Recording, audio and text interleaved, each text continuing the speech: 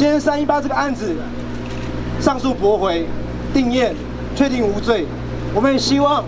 各位朋友能够持续关注323、324的案件，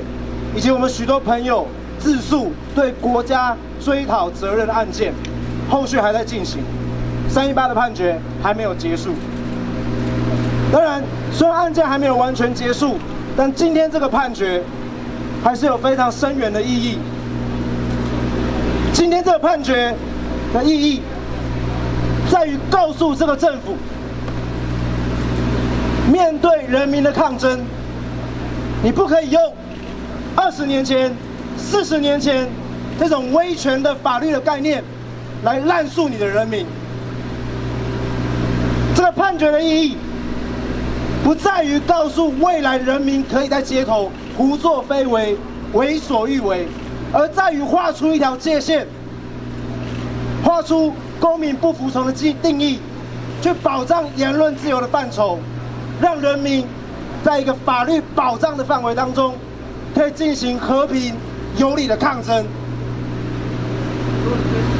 当然，第三个非常重要的意义，今天这个判决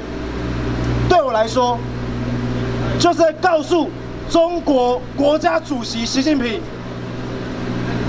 我们要告诉你，你可以称帝，你可以无限期延长你的任期，但是台湾是一个民主的国家，你不要想你可以随随便便越雷池一步。当你想对台湾动手，台湾的人民会起身抵抗。当人民起身抵抗，台湾这个民主国家的司法会保障人民的权利。我要警告习近平，警告中国共产党，不要小看台湾。今天我们在这里，未来当你们想出手，台湾人民一样会挺身而出。我会站在这里，对所有过去这段时间、过去这几年来一路跟我们并肩对抗中国共产党，在香港所有的伙伴们喊话。今天在香港的监狱里面，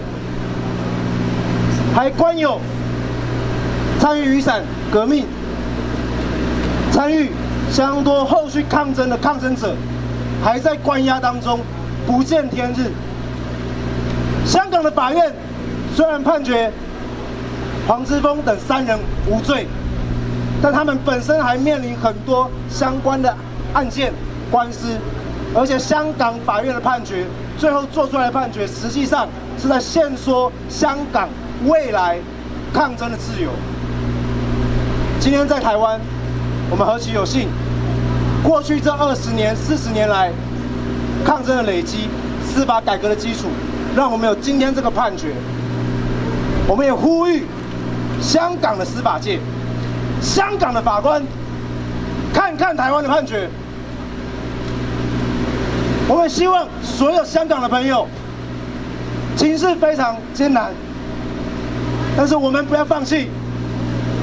我们一起努力下去。台湾人永远跟大家站在一起。